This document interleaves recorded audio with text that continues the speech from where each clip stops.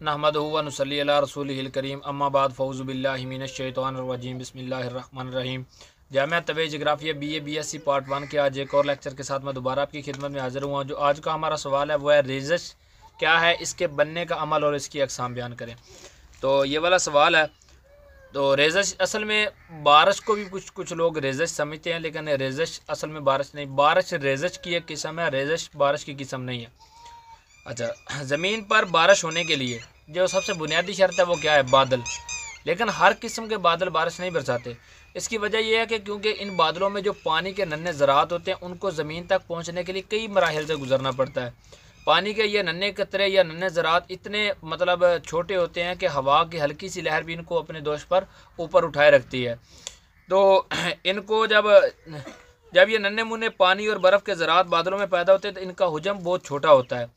अच्छा, तो फिर ये ज़मीन का रुख कैसे करते हैं? इसके लिए दो अमल हैं जिनके ज़रिए से बारिश होती है। या रेज़श की दो मेन वजूहात हैं जिनकी वजह से बारिश होती है। दो वो अवामिल हैं या दो अमल हैं जिनके दो जो मिलकर बारिश के सबब बनते हैं। उनमें से कोई एक अमल भी हो जाए तो बारिश यकीनी हो जाती है, रेज़श यकीनी हो जाती है।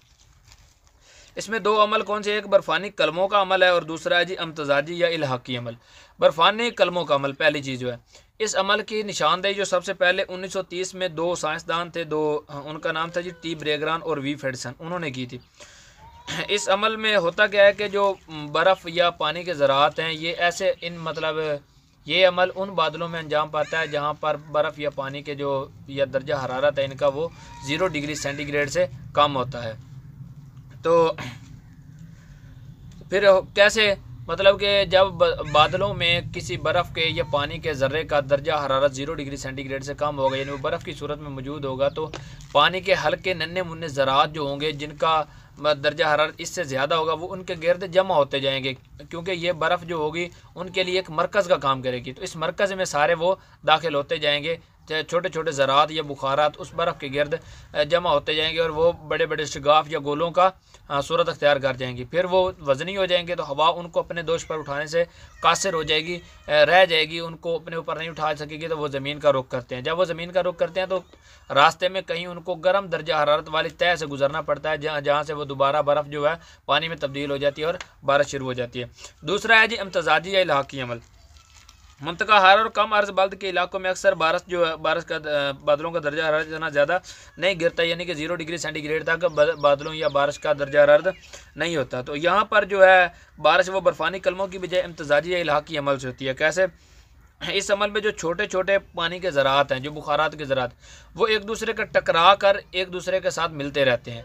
तो जब ये मिलते मिलते वहाँ बड़े कतरों का शक्ल अख्तियार कर लेते हैं तो फिर हवा इनको अपने ऊपर नहीं उठा सकती और फिर ये ज़मीन का रुख करते हैं, तो इस तरह भी बारिश होती है, यानी रेज़श हो जाती है।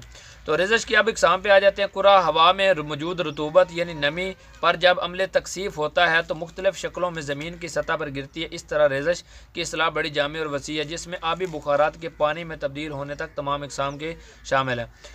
किसी भी किस्म का पानी, चाहे वो मुजमद हालत में हो, बर्फ़ की शक्ल में हो, वो फोग की शक्ल में हो, धुंध की शक्ल में हो, या वो बारिश की शक्ल में हो, जब आसमान से ज़मीन का रुख करेगा या जिसको हम देख सकेंगे वो क्या होगा? वो रेज़श की एक किस्म है।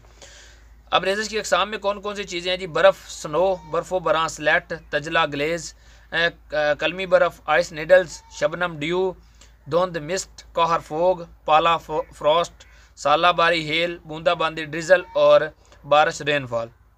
सबसे आ जाते हैं पहले स्नो पे, बर्फ़ पे। बर्फ़ रेज़श की एक अहम किस्म है जो हवा में आबी बुखारात के बराह रास्त मुंजमद होकर बर्फ़ानी कलमों की शक्ल अख्तियार करने से वजूद में आती है।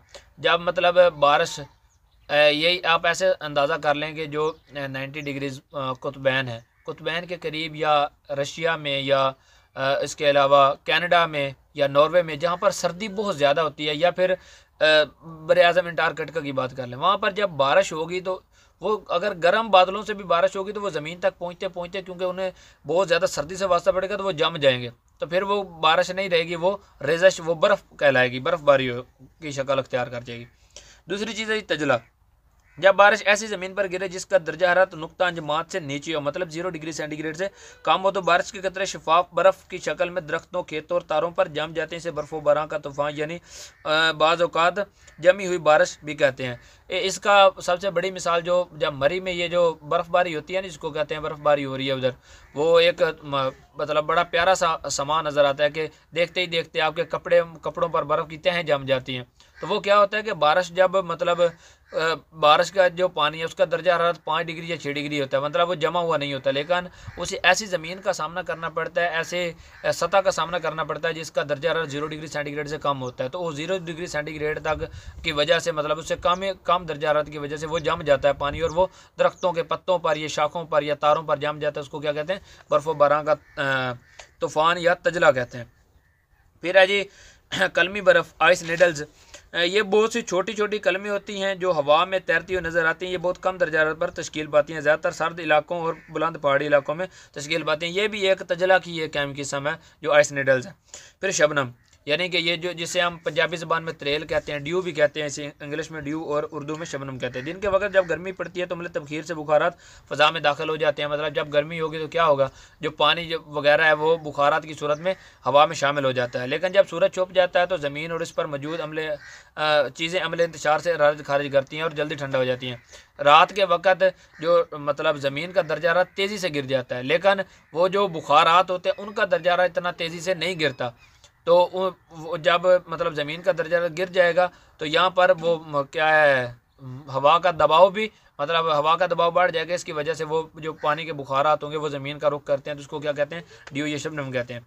उसके बाद आते हैं धुंध पे। बाज़ औक़ात ज़मीन की सतह के करीब हवा की एक तय का मजमूई तौर पर दर्जा हरारत कम होता है और इसमें अमले तकसीर से आबी बुखारात हवा में मौजूद खाकी बुखारात ज़रात पर जमा हो जाते हैं। ये पानी के ज़रात इस कदर छोटे होते हैं कि नंगी आंख से इनको देखना मुश्किल होता है। पानी के ये ज़रात हवा में मुअल्लक होते हुए धुएँ की तरह नज़र आते हैं। इनको धुंध या मिस्ट कहते हैं। फिर कौर पे आ जाते हैं। फोग क्या है जी? कौर महज बादल की एक किस्म है जो सतह ज़मीन के बहुत ज़्यादा करीब वाक़ होते हैं। जब कोई गर्म और नमी से पुर हवा किसी ठंडी ज़मीन या सतह या बर्फ़ से ढकी हुई सतह से टकराती है तो इसका दर्जा हरारत गिर जाता है और इसमें मौजूद बुखारात कौर की शक्ल अख्तियार कर लेते हैं। मतलब ऐसा ही समझ लें कि एक ये जो मतलब पानी है या किसी लोहे की सतह को फुल ज़्यादा गर्म कर दें, उस पर ठंडे पानी का छिड़काव करें तो क्या होगा, वो जो धुंध होगी वो पैदा होगी ना, क्या उसे कहते हैं, भाप पैदा होगी, उसको कोहर कहते हैं। इसकी दो इकसाम उन्होंने बताई हैं जी, इंतशारी और एडवेक्शनल कोर्स। उसको मतलब याद करने की इतनी ज़्यादा ज़रूरत नहीं है, इनको सिर्फ आप नाम ही लिख दें तो काफ़ी है। कहर की दो इकसाम है, कौन कौन सी? इंतशारी कहर और एडवेक्शनल कहर। अगर इसको बता के एक्सप्लेन करेंगे तो इतना ज़्यादा मवाद हो जाएगा कि आप पेपर में टाइम के मुताबिक नहीं लिख सकेंगे। इसके बाद आ जाते हैं जी पाला, फ्रोस्ट। अगर हवा साकत हो और दर्जा हरारत काफ़ी कम हो तो हवा में मौजूद आबी बुखारात मुख्तलिफ खाकी ज़रात पर पानी के ज़रात की शक्ल में जमा हो जाते हैं, जिससे हम धुंध कहते हैं। क्योंकि हवा बंद होती है इसलिए ये ज़रात हवा में मुअल्लक होते हैं, लेकिन जो ही हवा चलना शुरू होती है या फिर तेज़ होती है तो दर्जा हरारत मज़ीद गिर जाता है। इस तरह पानी के ज़रात बर्फ़ानी कलमों की शक्ल में मुख्तलिफ चीज़ों पर जम जाते हैं। इसे फ्रोस्ट या पाला कहते हैं। फिर ओले हैं, उसके बाद सालाबारी। वो क्या आता है वो भी आपको अच्छे तरीके से पता है, बता भी देता हूँ। जब आसमान से बारिश के कतरे जमे हुए बर्फ़ या बर्फ़ के गोलों की शक्ल में ज़मीन का रुख करते हैं तो उसको सालाबारी या ओले कहते हैं।